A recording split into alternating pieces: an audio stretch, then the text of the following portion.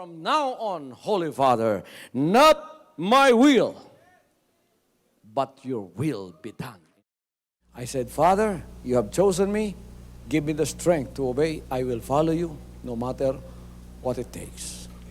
If you know me, you cannot be neutral about me.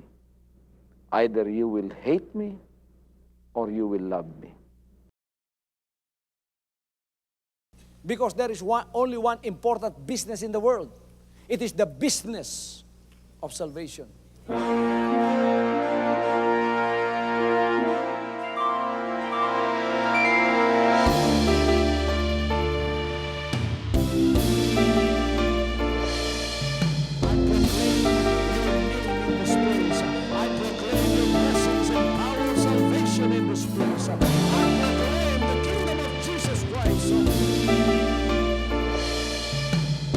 As I am concerned, and as far as the work of God is concerned, we have reached the end.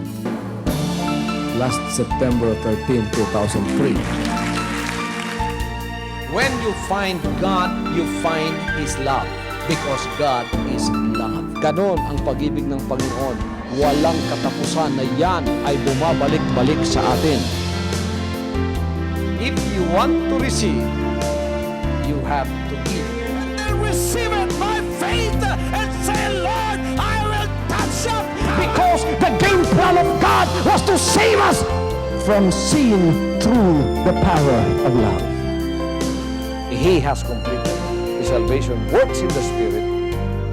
After April 13, the door is open for everyone to come. The salvation works of the Father is now completed in me. Salvation is here.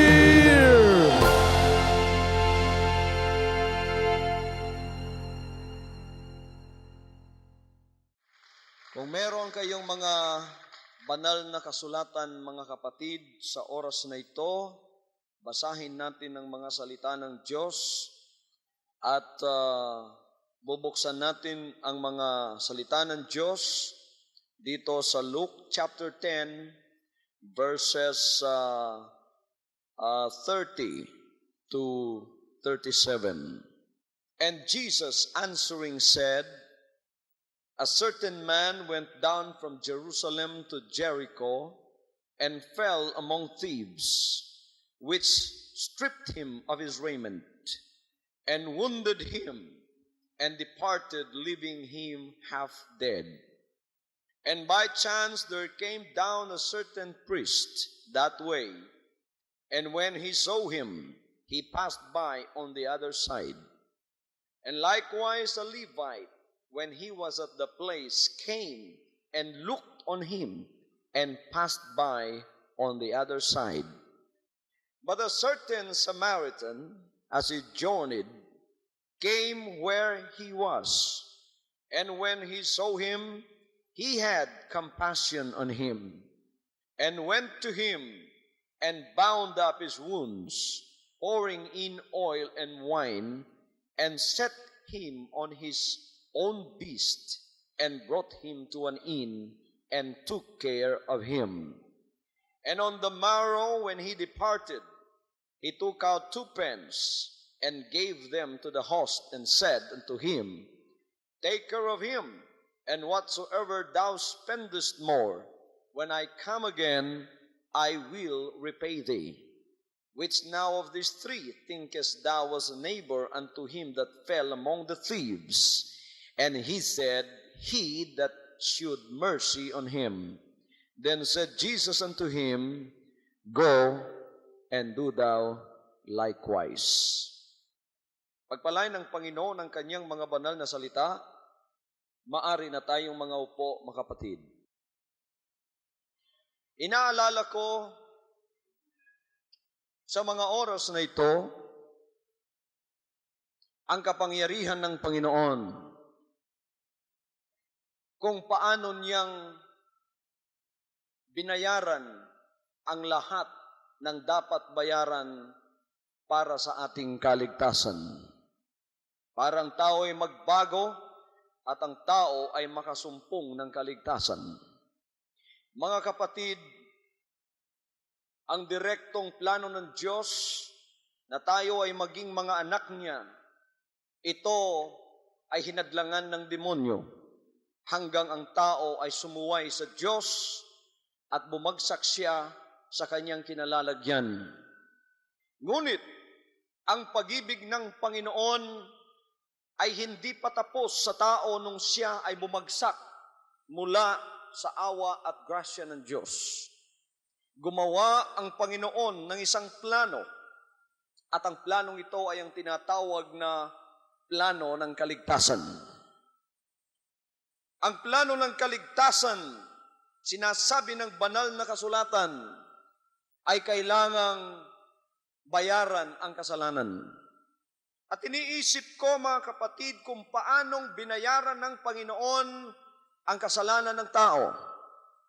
Kung paano niyang binayaran, yun ay isa na lamang kasaysayan na palagi nating naririnig. And it won't hurt us if we keep on remembering how the Lord suffered to pay the cost of your salvation and my salvation. And according to modern science, Jesus did not die because he bled to death. No, he did not bleed to death. Jesus died because of a broken heart. He loves you and he loves me. Naroon siya sa sitwasyong ganon for 6 long hours in the heat of the day, suspended between heaven and earth. He was there hanging, all of his body's weight dependent upon the hands and the feet that were driven with 7-inch spike. And people looked at him while he was crucified on that cross. And they mocked him. They spat upon him, the Bible says. And they said, "If thou art the Son of God, come down from the cross. You are trying to save others, but you cannot save yourself." But the love of God said to the Lord Jesus Christ, "Forgive them, for they know not what they do." Mga kapatid,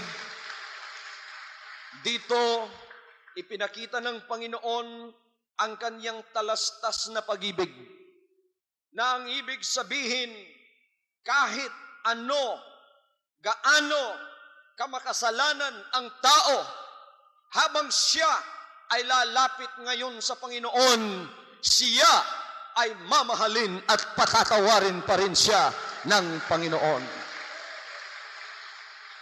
Pinakita ng Panginoon sa kanyang mga apostoles ng dahilan sa atin, sila ay nagtiis din ng mga kahirapan. During the middle of the 1st and 2nd centuries in Rome, during the reign of Marcus Aurelius, the Christians were persecuted to the extent that they are being killed in all manner of torture, killing, and persecution. Mga kapatid, ang mga Kristiyano ngayon ay napakaganda ng kanilang kalagayan sapagkat sila ay nakapagsasamba sa Diyos na mayroong kalayaan. Ngunit sa 1st, 2nd century, pinapatay ang mga Kristiyanong tulad natin. Sila ay pinapakain sa mga leon. Kung pupunta kayo sa Jerusalem, sa Rome, makikita ninyo yung Colosseum na tinatawag na Colosseum na ginawa ng mga Romano. At yon hanggang ngayon ay nakatayo. Titingnan mo ang buhangin doon, maitim na. Hanggang ngayon ay may mantsa at maitim ang buhangin doon. Because for hundreds of years, Christians were slaughtered in that Colosseum. Kung minsan, lalagay sila sa kalagitnaan, bibitiwan ng mga leon at mga tigring tag-isang buwan hindi kumain, at paglalapain at kakainin sila. Some were beheaded. Merong history, sa church history, mababasa mo that there was one time na yung tagapagputol ng liig sa mga Kristiyano, nagsimula siya ng alas 4 ng madaling araw Natapos siya alas 7 ng gabi, hindi na niya maunat ang kanyang kamay, sabagat ito'y mahina na at madulas na ang kanyang espada ng dahilan sa dugo. Mababasa rin natin ng iba, mga kapatid, ay pinagbabato ng mga bato hanggang sa sila'y mamatay. Mababasa rin natin na ang iba naman ay nilagari ng mga circular saws. Just imagine, ihihiga ka sa isang platform, yung circular saw, yung lagaring bilog, ito mga kapatid ay umiikot at pinalalapit ang ulo mo hanggang habang nakahiga ka, pinalalapit ang ulo mo sa bilog na lagaring ito. At ang berdugo'y sinasabi sa iyong, will you now deny Jesus Christ? Will you now forsake Him? Will you now denounce Him? And one of the apostles, one of his disciples was named John Chrysostom. Habang ginagawa ito sa kanya, sinabi niya in his 80 years, walang ginawa sa akin si Jesus Christ kundi kabutihan.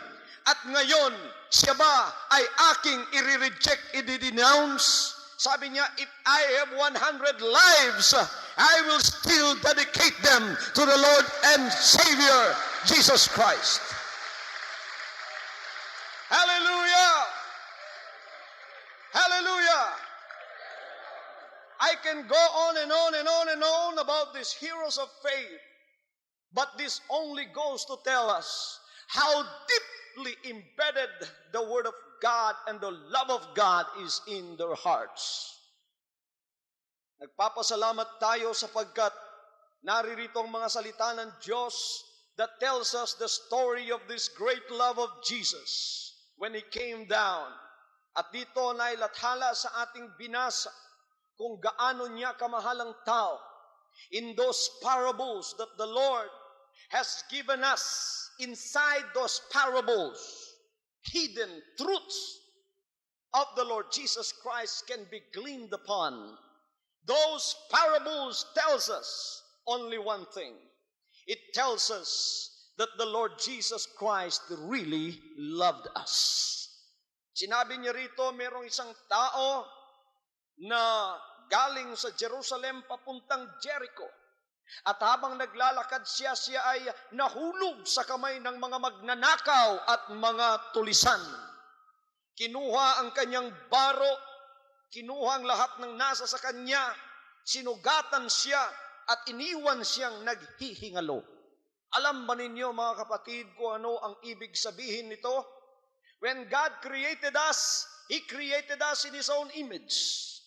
We do not have the malady that we have today. There is no death. There is no sickness.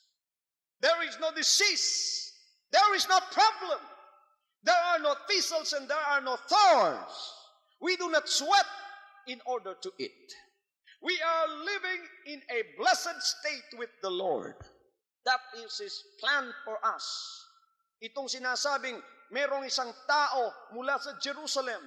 Jerusalem always talks about the city of blessings. Noong unang ginawa tayo ay pinatira ng Diyos at tayo ay pinamumuhay ng Diyos doon sa siyudad ng pagpapala. That is the state of Adam and Eve when they were created. But talking about departing from Jerusalem is disobedience from God. Nang siya'y lumisan mula sa Jerusalem, that already spells his doom. That means he already disobeyed God. And when he departed from God, he went on his way to Jericho. You know, Jericho in the Bible is a cursed city. Itong Jericho rito ay isang sinumpang syudad. Ito nga ang bayang sinumpa ng Diyos na pinalibutan ng mga sundalo ni Joshua ng 7 beses at nagbagsakan ang mga pader na naroroon. Ito ay isang sinumpang syudad. This in the spiritual tells us that man from the blessed state, from that glorious state in which God gave him, departed from that because of disobedience, and he was on his way to destruction. He was on his way to a cursed life. Ganun ang nangyari sa atin ng tayo sa pamamagitan ng ating unang magulang ay nagkasala. At ngayon tayo ay nasa sa Jericho, ang bayan, ang buhay ng sumpa. At habang tayo ay papunta doon, naririto sinabi ng banal na kasulatan ng Panginoon ang siyang nangusap. Nahulog ang taong mahal ng Diyos sa kamay ng mga tulisan. Sino ang tulisan at sino ang magnanakaw? The Bible tells us that the devil came forth to kill, to steal, and to destroy. But the Son of God came to give life, life more abundantly. Hallelujah! Nahulog ang ating buhay sa pamamagitan ng ating unang magulang sa kamay ng demonyo. Nilinlang siya. He took off his raiment. Anong kinuha sa kanya? Kinuha doon ang kabanalan ng Diyos. Kinuha doon, mga kapatid, yung katwiran ng Diyos. Yun ang baro natin. Ibinigay ng Diyos ang kanyang katwiran at ang kanyang kabanalan. When man fell into sin, it was like as if the devil took a big hammer and he smashed on the mirror of God's image in us. Biniyak niya tayo. Ninakaw niya ang ating kabanalan. Ninakaw niya ang ating katuwiran. At iniwan niya tayong naghihingalo. Half dead. Alam ba ninyo na ang taong wala sa katuwiran ng Diyos at nasa kasalanan, siya ay naghihingalo? Sapagkat sinabi ng banal na kasulatan, you are physically alive, but you are spiritually dead. Buhay ka nga, nakikita sa physical, ngunit spiritually, patay ka naman. Kaya sa harap ng Diyos, kung makasalanan ka, ikaw ay naghihingalo sa harap ng ating Panginoon. Now, this was our state. We are spiritually dead before God. We were left half dead by the thieves. The devil that robbed us, that stripped us of our raiment, and he wounded us. Talaga, mga kapatid, na tayo ay kanyang sinugatan. Iniwan niya tayong naghihingalo, physically alive, but spiritually dead. You are half dead. Sinabi ng banal ng kasulatan dito, mga kapatid, and by chance, verse 31, and by chance, there came down a certain priest that way, and when he saw him, he passed by on the other side. Nagkataon ng mga oras na yon, ay may napadaan doon na isang pare, isang saserdote. You know, priests in the Old Testament are those that minister in the temple. They are the religious people of those days. They do minister the law to the people of God.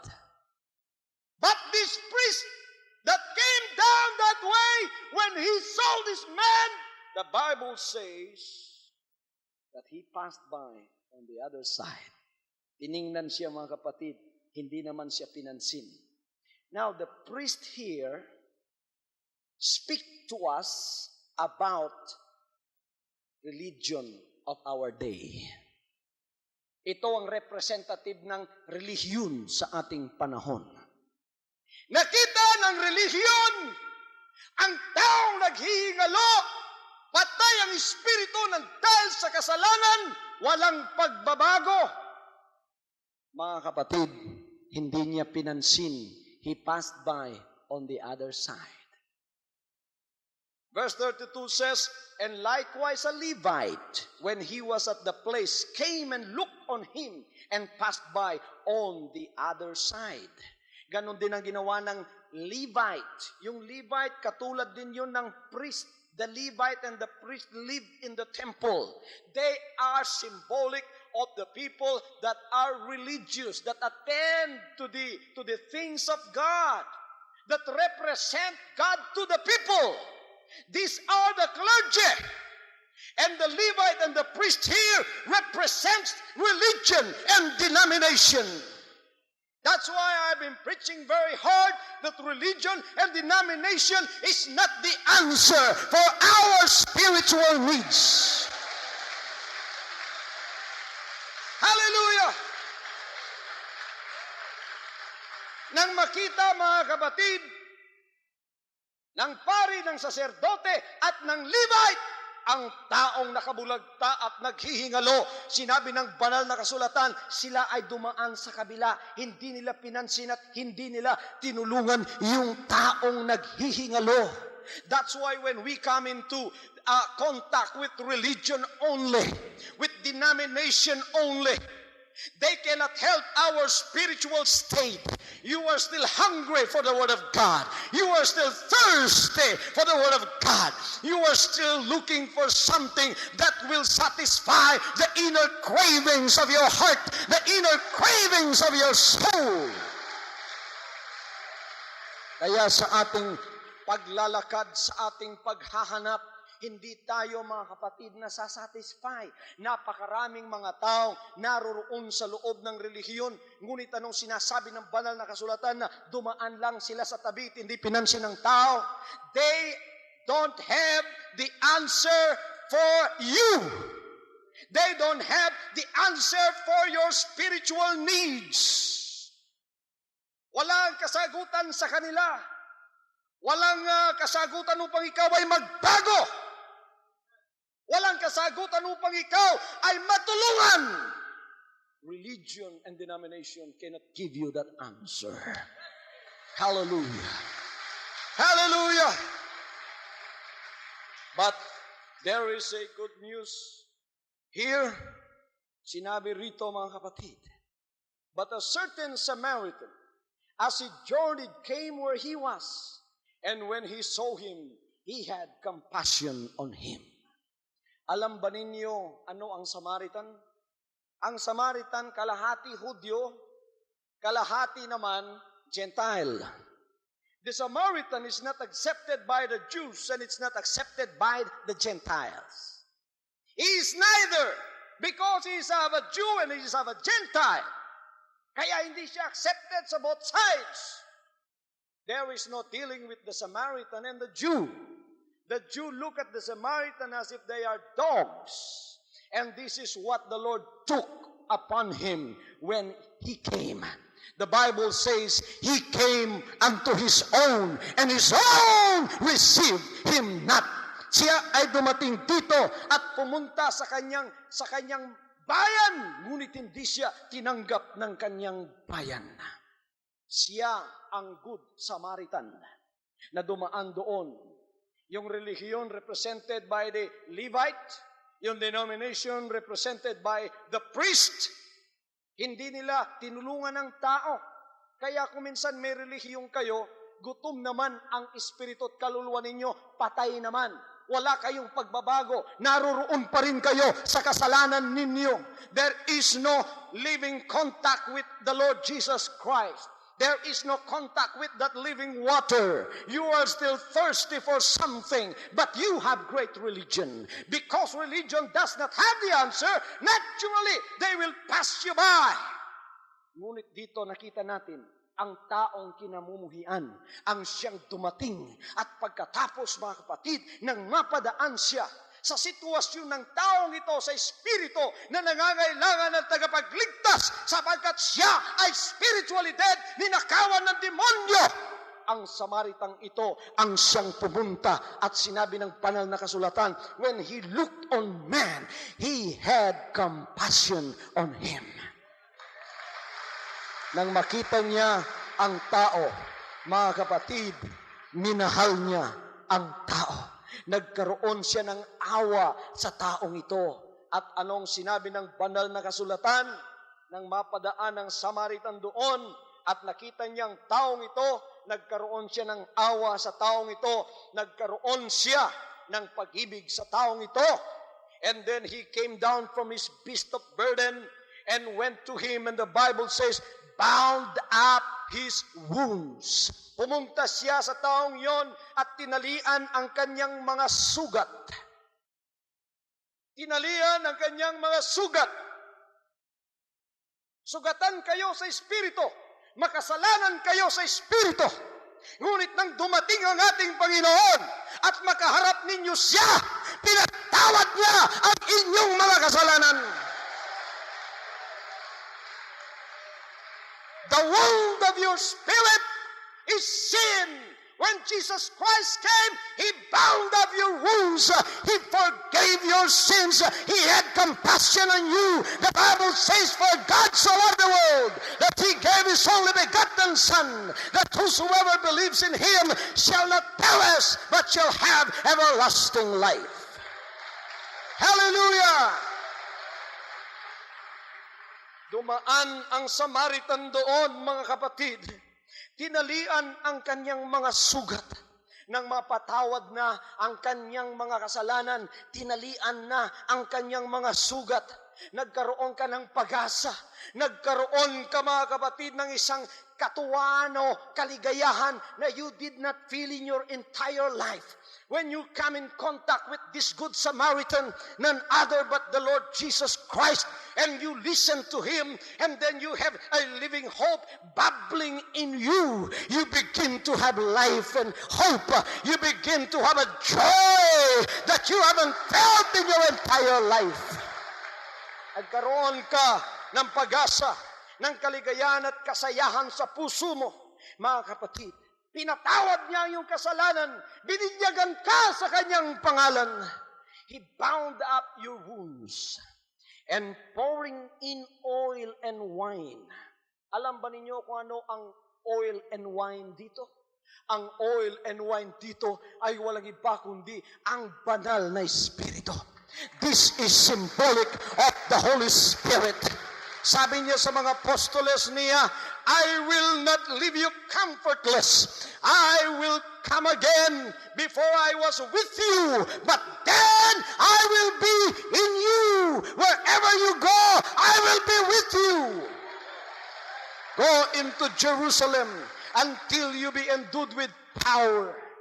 Doon ibinuhos ng Panginoon ang kanyang banal na Espiritu sa tao. Kinumpleto ang kanyang kagalingan sa Espiritu.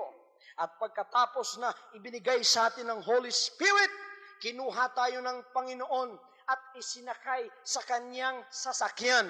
Sinabi rito, and upon pouring in oil and wine, the Good Samaritan set him on his own beast.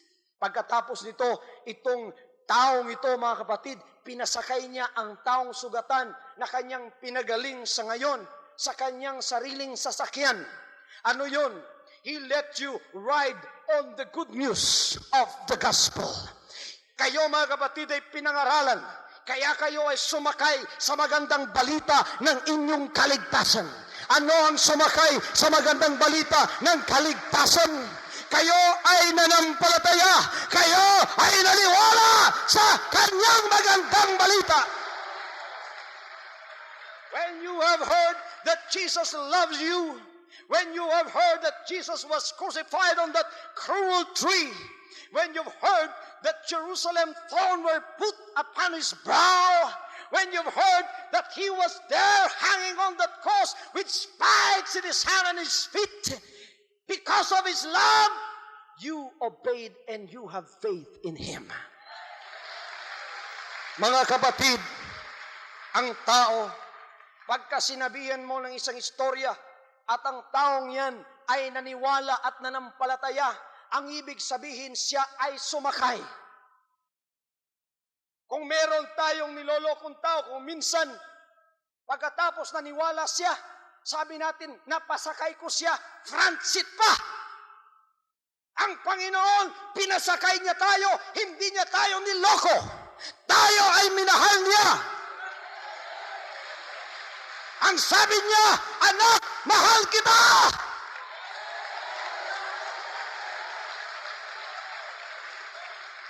Ang sabi niya, ikaw ay makasalanan, sugatan sa Espiritu, nang dahil sa kasalanan, ninakaw ng demonyo ang iyong katuwiran at kabanalan. I made you in my own image, but the thief, the robber, the devil came and he destroyed that image in you and he left you half dead. But I found you because I love you. I am going to heal you. I am going to save you. Hallelujah. Pinasakay niya tayo. Sinong naniniwala na mahal siya ng Panginoon kahit gaano kalaki ang kanyang kasalanan? Sinong nananampalataya na ang Panginoon ay hindi nagsisinungaling nang sinabi niya, let not your heart be troubled. You believe in God, believe also in me. In my Father's house are many mansions. If it were not so, I would have told you I go to prepare a place for you. And when that place is already prepared, Jesus Christ said, I am going to come back again. And I will receive you unto myself, that where I am, there you may be also. Sinong nananampalataya sa inyo na iyan talaga ay pangako ng Panginoon na kanyang tutuparin? Sinong nananampalataya sa inyo na isang araw ang lahat ng mga pinagaling ng Panginoon sa kanilang espiritu ililigtas, kukunin isang araw at dadalhin sa lahat? Pinasakay niya tayo sa magandang balita. He set us on His own beast and He brought us to an inn and took care of us. Nang tayo ay pinasakay ng Panginoon, ang Panginoon ito, mga kapatid, hindi na relihiyon ito. I am talking now of the Good Samaritan. I am talking now of the Savior. I'm talking now of the Savior who went into Calvary almost 2,000 years ago. I'm now talking of the Savior who walked upon Galilee, healing all kinds of diseases and afflictions, doing that which is good. I am talking of Jesus Christ's love. Hallelujah. I am talking of how He came and loved you. Hindi na relihiyon ito, mga kapatid. Hindi na denomination ito. Religion and denomination failed. They passed on the other side. You did not feel the love in religion. All you felt there is hate and hypocrisy. But in Jesus Christ, you felt the genuine love. Hallelujah. You felt the genuine love. Sinakay tayo, nanampalataya tayo. Ibinigay natin ang ating pag-asa sa Kanya. Ibinigay natin ang ating buhay sa Kanya. Isinakay niya tayo sa Kanyang sasakyan na walang iba kundi ang magandang balita. At nilagay niya tayo sa isang paglalagyan. He took us to an inn. Nilagay niya tayo sa isang paglilingkod na kung saan tayo ay aalagaan. Hallelujah! Hallelujah! That's why I believe with all of my heart that the Lord Jesus Christ loves you so much. Sabagat siya nagpapadala ng pinahiran ng kanyang langis at nilalagyan siya ng dako at sinasabing, anak, ang lahat ng pupunta sa dako ng iyong paglilingkod, alagaan mo! Pagkainin mo! Mahalin mo!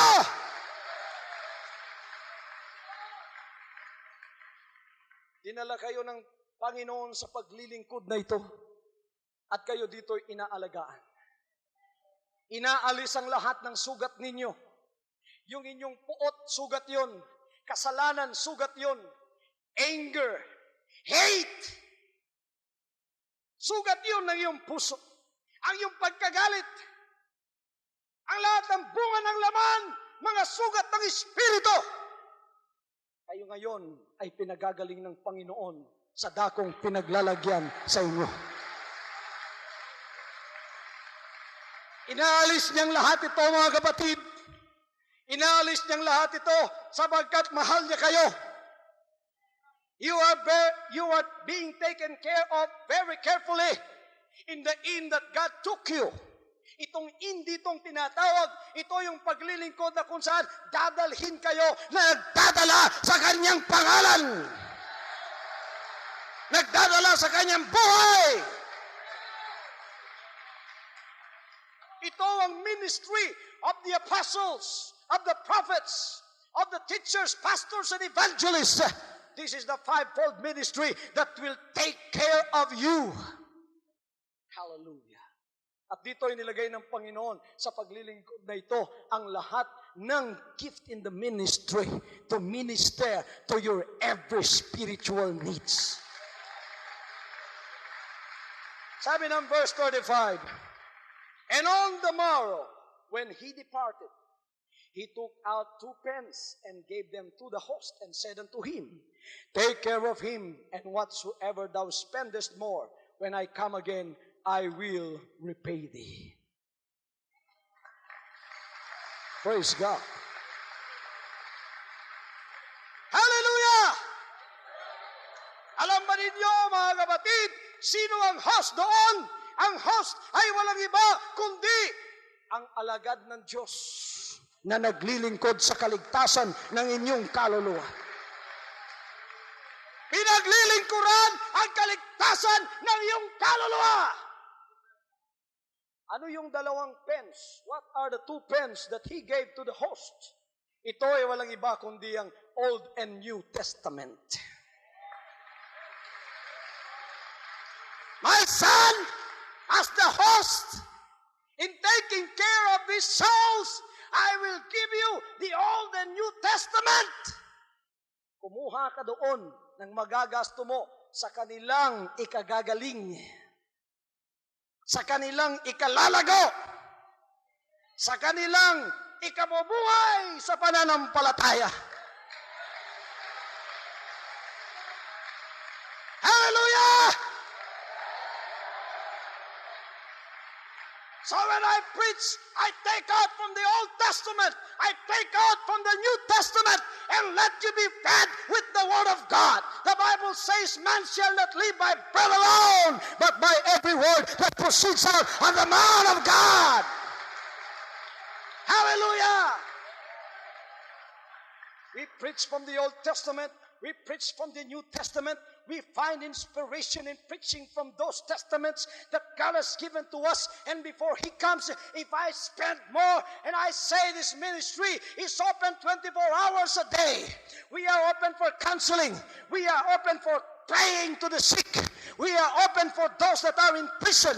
We are open for those that have problems. We will listen to you. We will not be like the Levite. We will not be like the priest. We will listen to whatever you need in the Spirit. Yan ay bibigay sa pamamagitan ng salita ng Diyos. At sinabi ng Diyos sa kanyang tagapag-alaga na walang iba kundi ang kanyang lingkod at ang lahat ng mga tagapaggawa o manggagawa na full-time sa paglilingkod sa mga kaluluwa. Anak, huwag kang mag-alala sapagkat pagdarating ko, kung ano man ang sobra pang nagasto mo, babayaran kita. Hallelujah. Anong sabi ng Panginoon? I am coming quickly and my reward is with me. And I am going to reward to every man according as his work shall be. Nagpapasalamat kami sa Diyos sapagkat ang paglilingkod na ito ay napakalaki ng kinalaman sa pag-aalaga na ibinigay ng Panginoon. The Good Samaritan has commissioned this ministry so that we can preach and we can minister to your spiritual needs. Those that are left by the devil, half dead, those that are in sin, those that are in vices, you've been robbed of everything that God has given to you. You are built and you are created and you are made in the image of God. But now the devil robbed you of that. He is now making you the image of the devil. But there is still a glimpse of hope in you. You are still trying to find where you came from. And then, my friend, I will tell you that you came from God. You are now wounding up your way to God. You have now that faith, that glimmering hope of faith is in you. It's trying to reach out to the Creator. Hallelujah. Bumabalik ka sa Kanya. Kayong nasa kasalanan, kayong mga mamamatay tao, kayong mga magnanakaw, kayong mga nasa graft and corruption, kayong mga nangangalunya, kayong lahat na nasa drug addictions, kayong lahat na ginawa ng Diyos, ngunit ninakawan ng demonyo at kayo ay nasa kasalanan. May mga nymphomaniacs, may mga sex maniacs, may lahat ng klaseng maniac. Kayo ay nasa kamatayan ng inyong kaluluwa. You are physically alive, but you are spiritually dead. Religion has done nothing good to you. You've been in and out of religion. Daan ng daan sa inyo ang mga saserdote, ang mga pare, ang mga Levite. Hindi naman kayo nagbabago. Palagi ninyo silang nakikita araw-araw, ngunit nasa kasalanan pa rin kayo. Ngunit ngayong oras na ito, nakikinig ka, mga kapatid, sa mga salita ng Diyos na ibinibigay ng mabuting tagapagligtas. The Good Samaritan is talking to you right now through the words of God. Nakikita niyang sugat ng iyong puso. Umiiyak ka because there is no satisfaction whatsoever in your heart. You've been in those stained glasses cathedral. You've been in those multi-million cathedral, but you've never felt the love of God in your heart. You are seeking for something that will satisfy you. And you know, money has not given you that. Fame and popularity has failed to give you that in your heart. And right now, you are looking at somebody who can give you that. And that is the Lord Jesus Christ, the Good Samaritan in your life, the Savior of your life who loved you. Hallelujah! Hallelujah!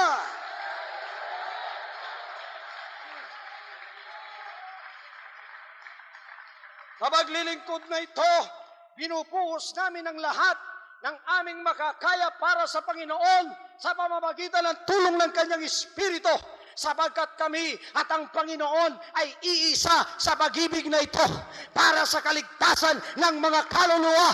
Ang lahat ay gagawin ng paglilingkod na ito. Wherever you are listening right now, the love of God is going to reach through you. Hallelujah, hallelujah, hallelujah. Hallelujah. Hallelujah!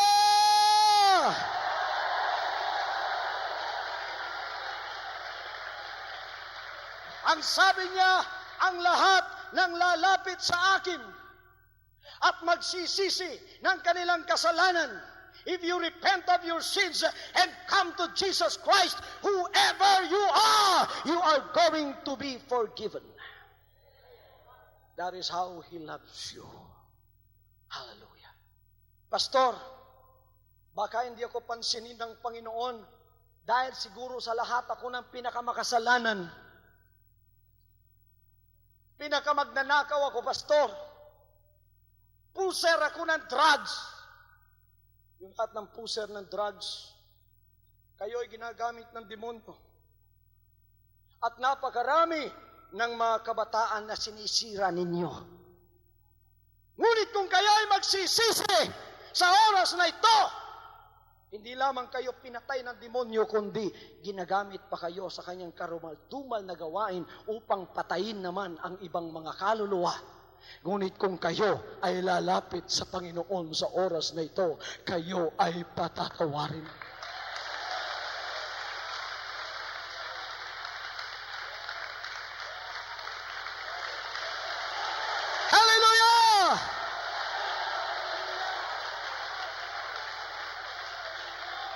Maybe you are viewing right now and you have been in a situation where an injustice is done unto you. Wala kang kasalanan. Ikaw ngayon ang pinatungan ng kasalanan. Ikaw pa ngayon ang masama. At umiiyak ang puso mo, sugatan ang puso mo sa harapan ng Diyos. Hindi mo ninakaw ang pera, ngunit ikaw ang pinagbibintangan. at wala kang magawa sapagkat lahat ay naniniwalang ikaw ang magnanakaw. Ngunit sa oras na ito, meron kang mapagsusumbungan sa iyong problema. Yan ay walang iba kundi ang Panginoon. Hallelujah! He sees your hurt. He sees that your heart is bleeding. He sees that your heart is looking for some compassion.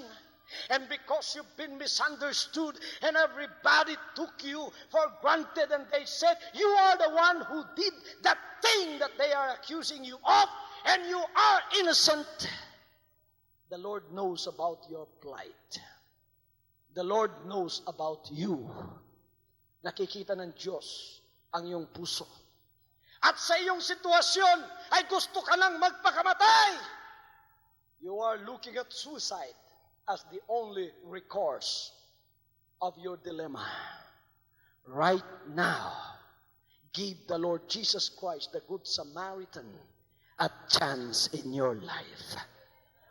Ninakawan ka ng demonyo ng katuwiran. Ninakawan ka ng demonyo ng hustisya. Ninakawan ka ng demonyo ng iyong kabanalan. Huwag ka munang magpakamatay. Naririto ang relihiyon, lumapit ka, hindi ka pinansin. Ang Levite doon, ang saserdote doon, sinabi sa iyo, nang nagpa-counsel ka, I am busy. I have no time for you. Although you are listening by means of your television, there is nothing impossible with the Lord. He said, He is omnipresent. He is present everywhere at the same time. Nakikita niya ang iyong pagdadalamhati. You want to be released from prison of sickness and disease. Nakaupo ka ngayon, humihingal ka na lang, naghihirap ka. Sapagkat napakalala ng iyong karamdaman. Nakaupo ka ngayon at baldado ka, umiiyak ang puso mo sapagkat ikaw ay wala ng kaibigan. Kapatid, para sa iyo ang buhay ay wala ng kwenta. Ngunit, bago ka mawalan ng pag-asa, nakikiusap ang Panginoon sa iyo sa pamamagitan ng mga ngaral na ito, na mahal ka ng Panginoon. Kahit sino ka, kahit anong sitwasyon sa buhay mo, ang Panginoon ay magbibigay sa iyo ng pag-asa. Jesus Christ did not die in vain. When He came and He was crucified, tortured, persecuted, spat upon, He did not die in vain. He suffered because of your sin. He suffered because of that crippling disease in your body. He suffered because of that sin that provokes you from now and then. He suffered because of your injustice. When you feel that you are suffering because of injustice, you are now fellowshipping with the sufferings of Jesus Christ. First of all, He was the one who suffered your injustice. He knows how you feel exactly. The Bible says He was tempted in all points like as we are, yet He was without sin. He knows how you feel exactly. Alam ng Panginoon kung ano ang pakiramdam mo sa oras na ito. Napakasakit ng dinaramdam mo. Binubulungan ka ng demonyo at sinasabi sa iyo, wala ka ng pag-asa, magpakamatay ka na, lumukso ka na doon sa tubig. Wala ka ng pag-asa, patay ka na. Wala ka ng pag-asa, hindi ka na maliligtas, hindi ka na alam ng mga tao, wala ka ng kaibigan, wala nang nagmamahal sa iyo. Before you believe every word of the devil, listen to me. There is somebody that still loves you. Jesus Christ still loves you. Hallelujah! Hallelujah! Hallelujah! Hallelujah! Hallelujah! Kapatid, ngayong oras na ito, mahal ka pa rin ng Panginoon. Hallelujah! Gusto niyang malaman mo ang magandang balita na ibinabalita ko sa programang ito, na kahit sino ka, mahal ka ng Panginoon. Hallelujah! Hallelujah! Hallelujah! Hallelujah! Hallelujah!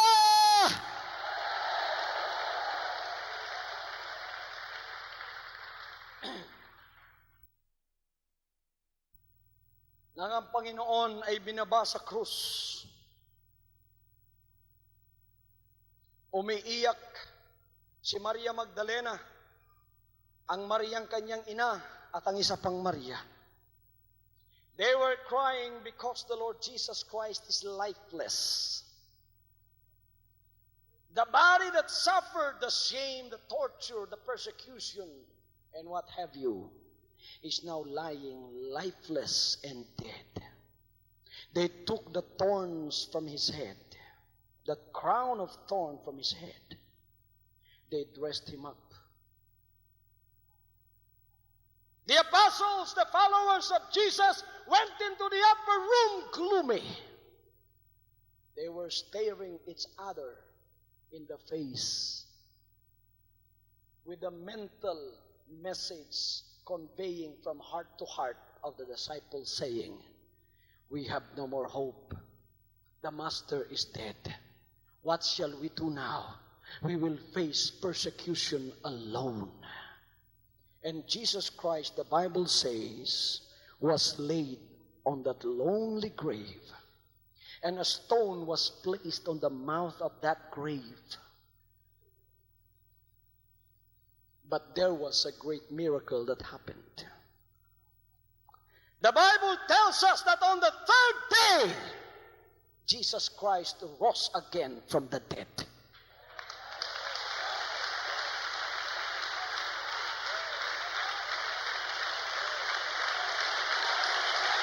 Hallelujah! Hallelujah! Are you in that same situation now? You are in a situation as if God is dead, as if the Lord is dead. Nobody loves you. As if you are facing persecution, dejection, problems, dilemmas in your life alone. Nobody loves you. That's how you feel right now. The Lord is dead for you. You are like the apostles of Jesus Christ. Are you staring on the mirror, looking at your face and says, you will not live any longer. Nobody loves you. My friend, the good news is that the third day Jesus Christ rose again. That is a time of rejoicing. Yun ay panahon ng pagsasaya. Nang siya'y bumangong muli sa mga patay. Sinabi ng banal na kasulatan na alis ang takip ng bato. Pagkatapos bumangong muli ang Panginoon. Nang pumunta si Maria Magdalena roon, she was very sorrowful. She went to the grave knowing that the Master is dead. Her head was bowed down, stooped shoulders, with wrinkles written on the brow of Mary Magdalene. She went there. And all of a sudden in the garden, somebody called on her, Mary. Nang lumingon siya, akala niya yung hardinero. Sabi niya, saan ninyo inilagay ang aking Panginoon? You know they love the Lord so much. There was a time in your life you remember that you love the Lord so much. And then one day, you became disappointed. There was a situation in your life that you became so disappointed, you backslid and you forgot about God, and you say in your life that God is dead. You are walking sorrowful. You don't know what will happen to you. But right now, the Lord is calling your name. Hallelujah. Hallelujah. Hallelujah. Baka ang pangalan mo ay Maria. Tinatawag ka niya. Baka ang pangalan mo ay Grace, Joy, Teresita,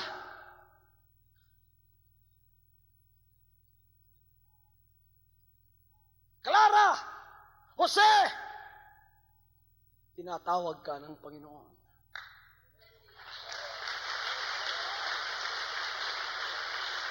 But because you are so dejected, Because you live a life so hopeless, you were not able to discern the voice of the Lord, and you took Him for somebody else.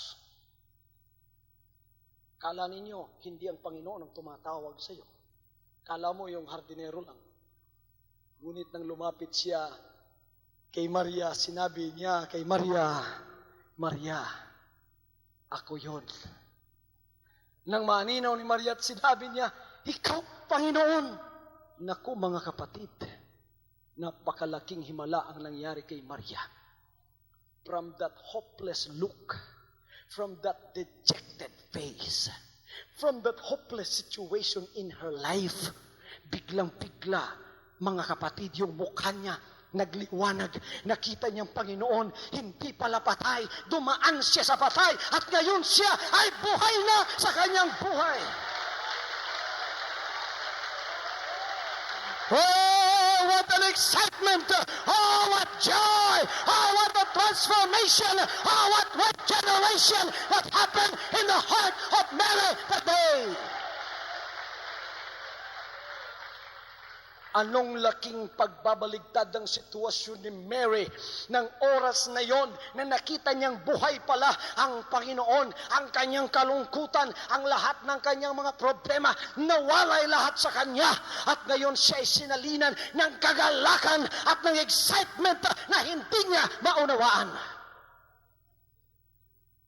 When you met the Lord in your life, it might be during the service like this, or it might be during the television program that you are viewing, and you felt something hit your heart, and it created an unspeakable joy that you cannot understand.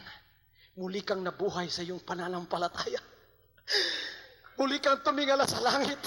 Muling nabuhay ang Panginoon sa iyong buhay.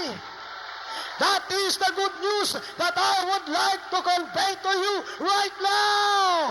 He is not in the grave anymore.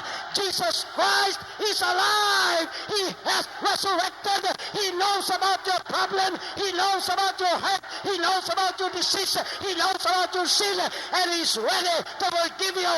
He's ready to heal you.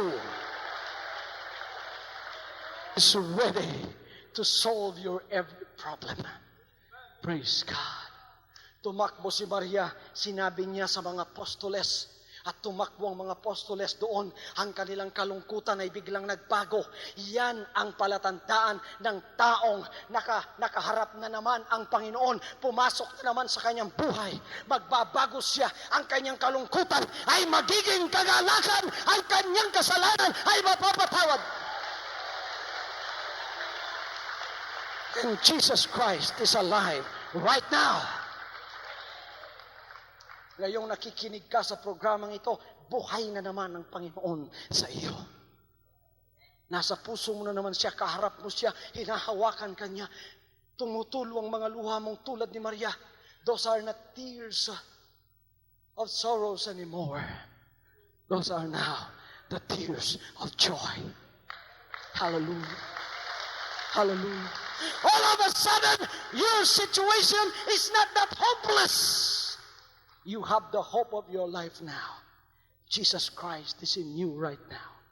The Good Samaritan is going to carry you, and He's going to heal you. He's going to bound up your wounds, and He's going to take care of you until He comes back in the second coming to snatch you away to become one of His bride. Hallelujah. Hallelujah. Hallelujah. Hallelujah. Hallelujah. Hallelujah. Hallelujah. Buhay na naman ang Panginoon sa iyong buhay. Natagpuan mo na naman ang buhay na pag-asa sa iyong puso, at siya ay naririyan sa iyong puso sa oras na ito. Minamahal ka niya, pinaggagaling niya ang lahat ng iyong karamdaman at pinatatawad ang lahat ng iyong kasalanan. At ngayong oras na ito, ikaw na naririyan sa harap ng iyong screen, handang-handa na ibuhos ng Panginoon ang Espiritu Santo ng kagalakan sa iyong puso. Hallelujah. Hallelujah. He is the Good Samaritan. Para sa ating lahat, hindi lamang kay Mary Magdalene na nabuhay siya, hindi lamang para sa mga apostoles na nabuhay siya. Siya ay buhay magpakailanman. Sabi niya, I am alive forevermore. They that believe on me, though they were dead, yet shall they rise again. You are dead because of your worry, your sorrow, your problem. As if God is dead, no more God for you. All you have is problems, sorrow, and what have you. The devil is whispering to you, why do you still believe in God? He is dead. He does not answer your prayer. There is the resurrection morning. One day he rose again from the dead. He said, those that follow me and are alive shall never taste of death. Ayong naririto ka, sumusunod ka sa Panginoon at buhay. Hindi na mawawala pa sa iyo ang kagalakan mo. Kahit anong problema pang tumapo sa iyo, mas malaki ang kagalakan ng Panginoon na ibubuhos niya sa iyong buhay. Siya ay buhay magpakailanman. Marami akong kapatid ngayong nakikinig at nanonood. At tayong naririto. Bago ako matapos ng mensaheng ito, na ipinababatid ng Panginoon sa inyo ang kanyang pagmamahal. Nang dahilan doon siya ay pinako. Ngunit hindi lamang hanggang doon ang kasaysayan ng ating Panginoon. Bumangon siyang muli at nasa kaitasan ngayon upang sagutin ang lahat ng inyong pangangailangan. Patawarin ang kasalanan, pagalingin ang mga karamdaman, at bigyang katugunan ng bawat problema sa iyong buhay. Hallelujah. Panginoon, ako po'y dumadalangin sa lahat ng aking mga kapatid ngayon na mayroong problema.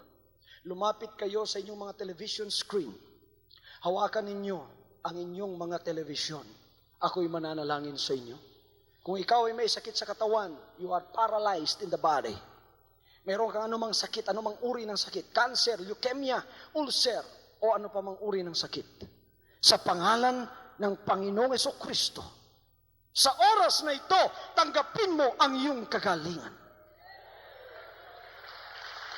Ikaw ay may problema, nandahil sa problemang yan, ikaw ay may kalungkutan. Sa pangalan ng Panginoong Jesus, yan, mga kapatid, ay aalis sa iyong buhay. At ang kagalakan ang ibibigay ng Panginoon sa iyo. Lulutasin ang iyong problema. Financial man ang problema mo, material man, o sa pamilya man, ikaw ay magkakaroon ng kalutasan sa problemang yan. Sa oras na ito, tanggapin mo mula sa Panginoon. Amen and amen. From now on, Holy Father, not my will, but your will be done. I said, Father, you have chosen me. Give me the strength to obey. I will follow you no matter what it takes. If you know me, you cannot be neutral about me. Either you will hate me or you will love me. Because there is only one important business in the world. It is the business of salvation.